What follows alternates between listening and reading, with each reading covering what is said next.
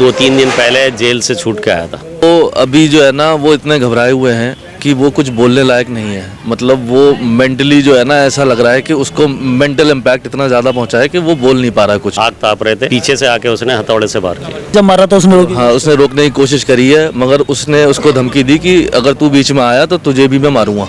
अब इस घर की जिम्मेदारी हम लोगों पर है। 2 पोते हैं मेरे और उनकी देखभाल, बहू की जिम्मेदारी घर के लोग ही तो उठाएंगे। वो तो अकेली है बेचारा, क्या करेगी यहाँ पे अकेली।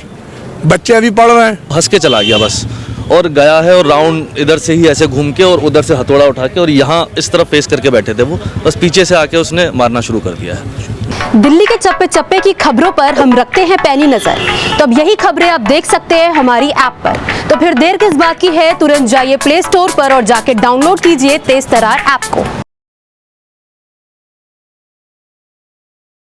नमस्कार, आप देख रहे हैं तेज तरार। मेरा नाम है अभिषेक मसीह और मैं मौजूद हूँ तुगलकाबाद एक्सटेंशन में। दिल्ली में अपराध की घटनाएं बढ़ती जा रही हैं और एक और घटना तुगलकाबाद से सामने आई है जहाँ पर मैं मौजूद हूँ। यहाँ पर एक सोशलाइज वर्कर जो एक बता रहे हैं, अयूब नाम के, वो काम करते थे और उनकी हत्या एक नशेड़ी द्वारा की जा रही है, ये बताया जा रहा हमें।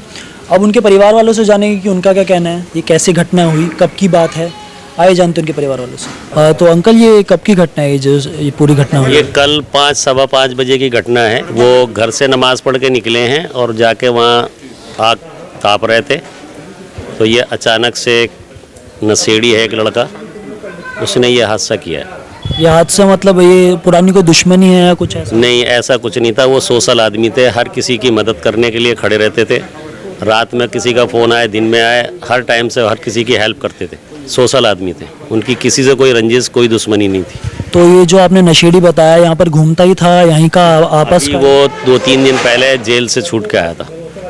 तो उसने किस रंजिश में मारा? मतलब कुछ तो बात होगी? नहीं, कोई बात नहीं है, हमें तो पता नहीं कोई बात, और ऐसी कोई बात कभी सामने नहीं आई क्योंकि हमारे साथ ही रहते थे वो।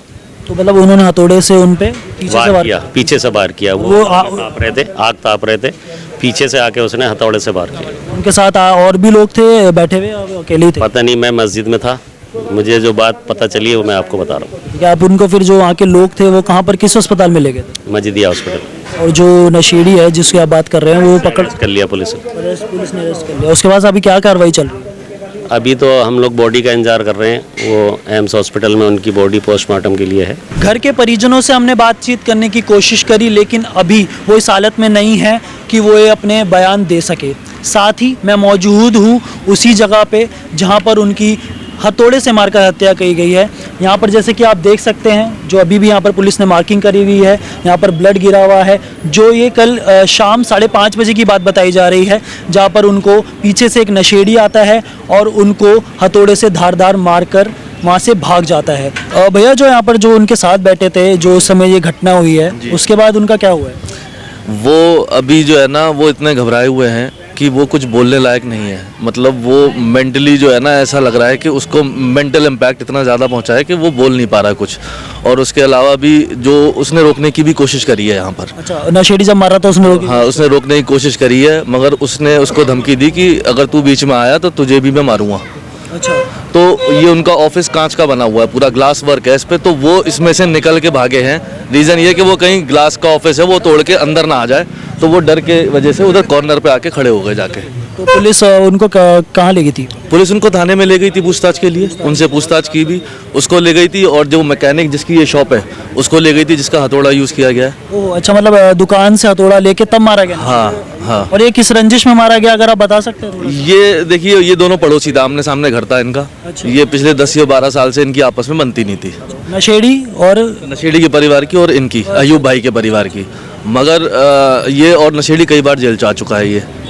अच्छा। तो ये परसों छूट के आया, तो ये आपसी रंजिश बताया जाए? आपसी रंजिश भी है, और उसको ये लगता था ये जब भी जेल जाता है इसमें अयूब भाई का मतलब इसमें वो रहता है कि उनका पुलिस में जान पहचान अच्छी थी। उसको लगता है पुलिस को वो बोलते हैं, मुखबरी करते हैं, मगर ऐसा कुछ नहीं है। क्योंकि जो आदमी क्राइम करेगा तो पुलिस हमारे देश की ऐसी नहीं है, हमारे दिल्ली की, कि वो जो है पकड़ ना पाए, उनको तो पता चल ही जाता है। तो पहले भी इस पर 307 लगी थी दिवाली के आसपास ये 307 में बंद हुआ, फिर अभी 2 दिन पहले ही छूटा ये।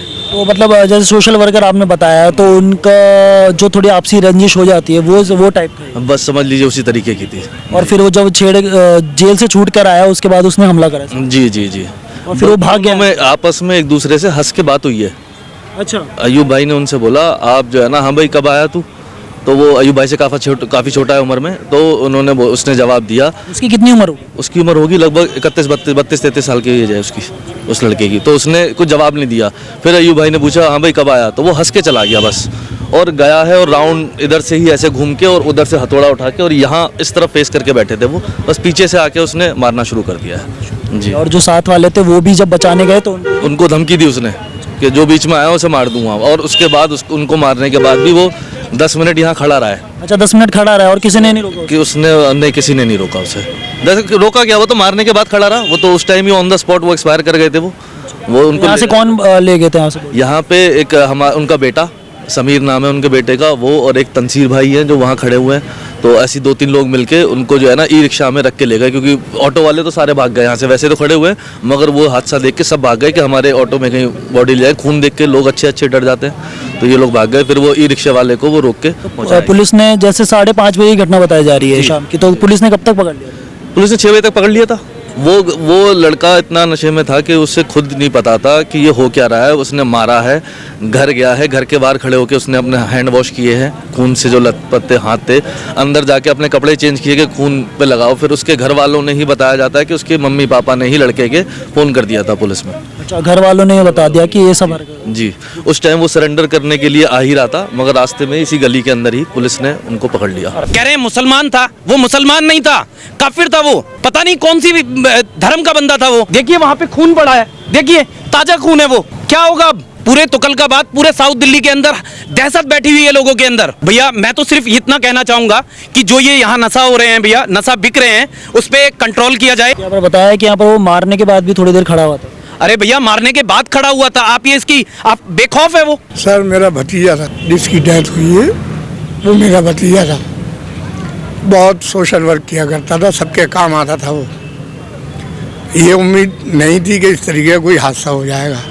चलिए कोई शराबी या जुआरी या कोई सट्टेबाज या कोई ऐसा दारू पी के या कोई इंजेक्शन लगा के नशा करके कोई किसी को मारने की गारंटी थोड़ी है उसकी। अब कोई ये कह देगा कि वो नशे में था, नशे में नहीं था, ये इंटेंशन कुछ और है, किसी ने चढ़ाया उसको। ये पुलिस का काम है, पुलिस इस बारे में पूरी तरह से तहकीकात करे, और लगी हुई है पुलिस, लगेगी, ऐसा नहीं है, क्योंकि वो भी पुलिस से जुड़े हुए थे। आपसी रंजिश बताई जा रही है? आपसी रंजिश नहीं है, ये मैं इसको नहीं कह सकता, क्योंकि उसने घर से निकलते वक्त उससे पैसे मांगे थे शराब के, मेरे भतीजे से। अच्छा, आपके भतीजे से पैसे मांगे थे उसी नशेड़ी ने? हाँ। उसके बाद तो उसने भतीजे ने ये कहा मैं पजामा पहने हुए, जब मैं अभी घर जाऊंगा तुझे दे दूंगा पैसे, लेता रहता था वो उनसे। अब इनकी बातचीत होती रहती थी? बातचीत होती रहती, रिश्तेदारी का शायद मामला है। कोई एक जानकार है, कोई हाजी सदीक, उनके साले का लड़का है ये, खाना खजाना वाले। अब उसे पैसे नहीं मिले और उन्होंने उससे ये भी पूछा भाई तू छूट के कब आया। उसके दिमाग में कोई बात घर करी हुई थी या कुछ भी थी, तो उसे मारने का हक तो नहीं है ना किसी भी इंसान को।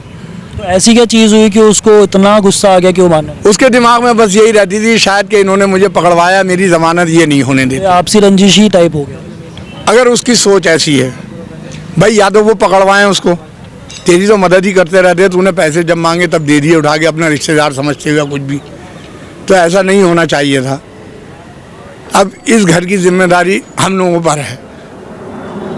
2 पोते हैं मेरे, और उनकी देखभाल, बहू की जिम्मेदारी घर के लोग ही तो उठाएंगे।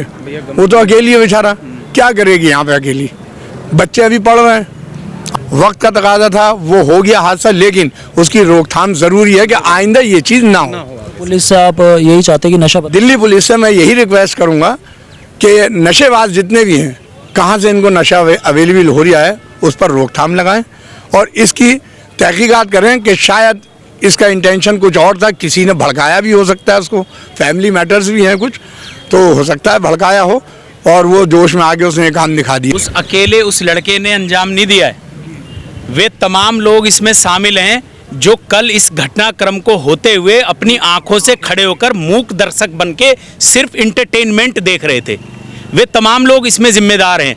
बेशक उनको कानून मुलजिम ना मानता हो, लेकिन उस खुदा की अदालत में, उस ईश्वर की अदालत में वो तमाम लोग मुलजिम हैं जो खड़े होकर ऐसे किसी भी क्राइम को कहीं भी खड़े होकर के देखते हैं। क्योंकि बताया जा रहा है कि वो खड़े। हाँ जी, मैं आपको बता दूं कि इसमें सिर्फ प्रशासन पे हम लोग बड़ी आसानी से उंगली उठा देते हैं। क्या हर जगह एक आदमी के साथ पुलिस प्रशासन अकेला एक नहीं रह सकता? इसमें हम समाज के लोगों की भी जिम्मेदारी बनती है कि अपने आसपास होते क्राइम पर नज़र रखें। अगर आपको दिखता है कि कहीं कोई किसी के साथ ज्यादती हो रही है तो उसको बचाव करने का तो हम इतना तो दायित्व निभा सकते हैं कि हम किसी दो लड़कों को छुड़ा दें। लेकिन आज लोग डर की वजह से या कैसे भी समझ लो, लोग एक दूसरे की मदद करना ही नहीं चाहते। तो शायद मुझे ऐसा लगता है ये भी एक बहुत बड़ा मुख्य कारण है जो आज हमारे देश के अंदर जगह जगह हर जगह क्राइम बढ़ रहा है, जगह जगह अपराध बढ़ रहा है। यही एक मुख्य वजह है कि हम एक दूसरे की मदद को आगे नहीं आते। तो कहीं ना कहीं समाज को इस पे विचार करना चाहिए, सोचना चाहिए। तो पर जो उनके साथ थे उन्होंने कुछ रोका नहीं या कुछ रोकने की कोशिश नहीं? देखिए मौत तो सभी को आनी है, लेकिन मेरा कहने का अर्थ ये है कि शायद कल जब उनके साथ ये घटना को अंजाम दिया गया, धोखे से उस लड़के ने हथौड़ी मारी उनके सर में। फ़ोन चला रहे थे इस तरीके से, वो पीछे से आके उसने हथौड़ी मार दी। हथौड़ी जैसी चीज़ कोई भी आपके सर में, सर सबसे ह्यूमन बॉडी के अंदर सबसे नाजुक सर होता है, और सर में अगर कोई ऐसी चीज़ अचानक लग जाए, वो भी सर्दी के टाइम में, तो आप समझ सकते हैं कि कितनी चोट लगी होगी उनको।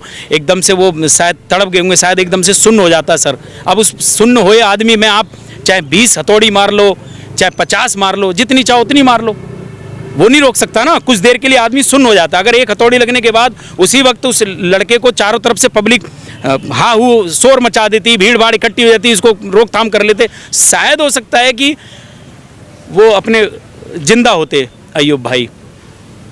उनके 2-3 बच्चे भी हैं, उनके अब्बा जी जिंदा होते, उनकी अहलिया है, उनका शौहर जिंदा होता, हमारे भाई, हमारे समाज सेवी, वो भी हमारे बीच में जिंदा होते सर। लेकिन अब तो कुछ भी नहीं है, मर गए। लेकिन मुझे अफसोस इस बात का है कि जो लोग यहाँ खड़े होकर उस दिन कल रात ये घटना देख रहे थे, असलियत में वो सोचते हों कि वो जिंदा हैं, वो भी मर चुके हैं। लोगों से बात करने में ये भी पता चला है कि ये शायद ये आपसी रंजिश भी हो सकती है, या तो नशे की लत में उसने इतना बड़ा कदम उठा लिया, ये भी चीज़ें हो सकती है। आपका क्या कहना है इस बारे में? कमेंट बॉक्स में ज़रूर बताएं। दिल्ली में बढ़ते नशे के मामले या दिल्ली में बढ़ते अपराधों के बारे में आपका क्या कहना है? कमेंट बॉक्स में ज़रूर बताएं। कैमरा पर्सन आकाश शर्मा के साथ मैं अभिषेक मसीह।